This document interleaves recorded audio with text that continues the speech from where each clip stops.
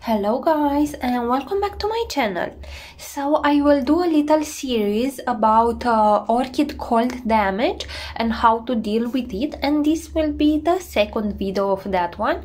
The first one would be the one when I have received these orchids from Ecuagenera. So it has been 2 days since I have received them, and ever since I got them I placed them here in my orchid balcony on the floor because I wanted them to be as cool as I can until they kind of set up and see what is damaged and the cells that died to, or the cells that are affected, to fully die on them. But I have been checking on them multiple times a day, so I can see what is happening. So I will start with the cattleya, which is the most affected one, and as you can see she does have a lot of damage on her leaves.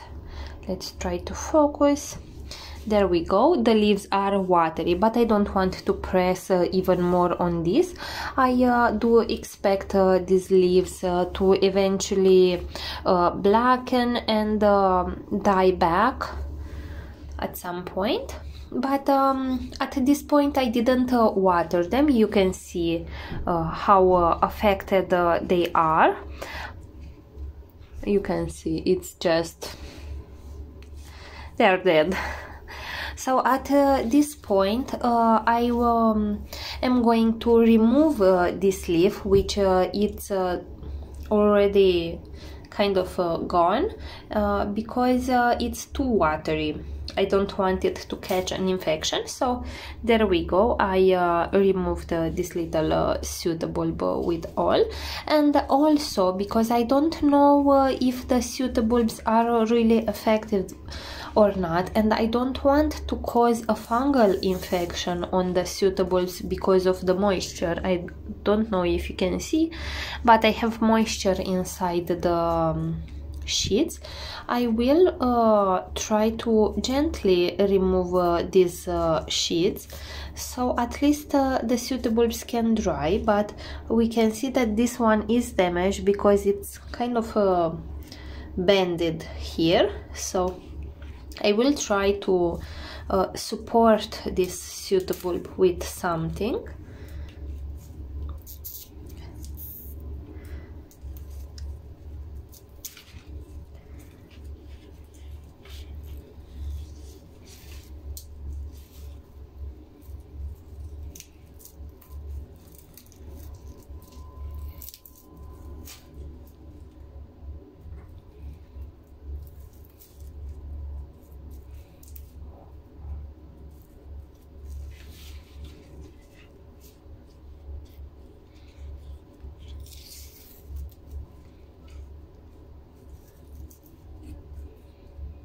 We can see that the new roots that were still a little bit green here have died, but I do see some eyes, so I do think that this pseudobulb is dead from here on top, but we are going to see in time. It's really watery. The full extension of the damage with orchids when you have cold damage is shown in time. It doesn't get to fully show immediately. Oh my god, this one is really limp. Can you see? Okay, I don't think I will be able to place this orchid anymore on top standing, but I think it's going to need to be set on one side. Anyway, I do see a little nubbing in here, and this part doesn't seem to be frozen, but these parts do seem to be really frozen, and right now they look like a vegetable which you took out from the freezer. That's the impression it gives me. Anyway, I do hope that I will be able to save them.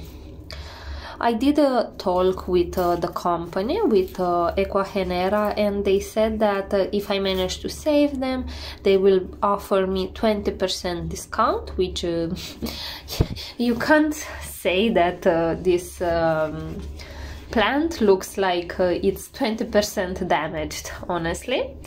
And if they die, they will offer me a full refund or a replacement. Actually, they didn't said about the refund. They said they will send me replacements, which is what I would like, honestly, because these are far gone than I originally thought, because of the extension of the damage. The other orchids that I have received, look at that. My god. The other orchids that I have received about 2 years ago, the cattleya green hairy pig and the BC Maikai, were just a little bit touched by the damage, but these are frozen. Look at that. Anyway, I don't really think that those pseudobulbs can be saved, and even if I remain with the base of these two pseudobulbs, I don't think I can do much with that, because I need storage with these orchids. I need something to store energy. So they don't look good, but I will still, by the way, it's a major no-no to water orchids with cold damage. You don't want to put any more moisture in some orchids that have already too much moisture in them by being so watery, so it would completely cause them to rot and die if you provide them water. At this point, I don't think it's necessary to provide this orchid with any fungicide or bactericide, because it's just cells that are dying. I don't think that spraying it would help. And now let's see the Oncidium.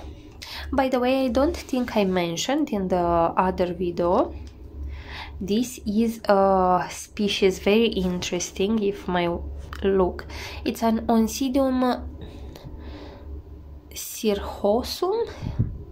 I'm not sure how to read this, but there is the tag, and this is how the Oncidium looks like. I don't think that you can see the shade of the leaves and how I feel them in the video. The pseudobulbs are looking okay still. I don't think I have damage on the pseudobulbs, but the leaves you can actually see on this one.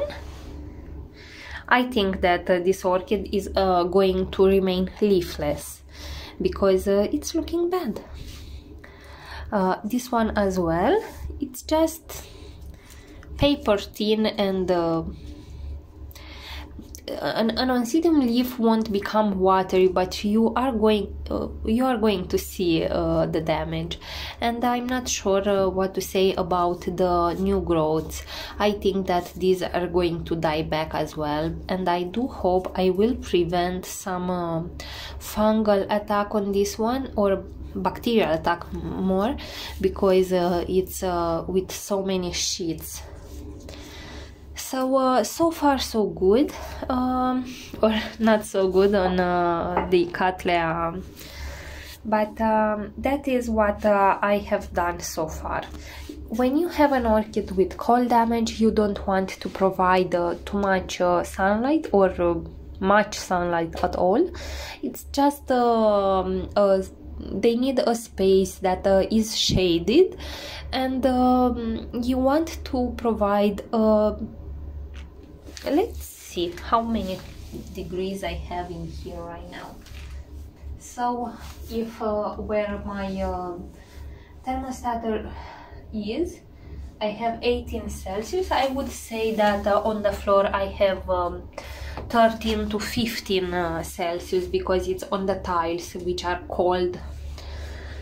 So that being said, you can definitely see that the orchids are going to slowly adjust if anything to the new environment, and they will at this temperature any orchid is going to develop slowly. Anything that would be a dieback, a growth, and at this point they can't grow. You just want whatever dies to die slowly and not to cause an infection, because later on, after I will see more of the dieback happening, I will decide if I need to trim anything, if I need to spray anything, but at this point it's just too soon to do something. So because the orchids are okay, they don't have pests which would transmit to other orchids, they are just going to sit here like this, not touching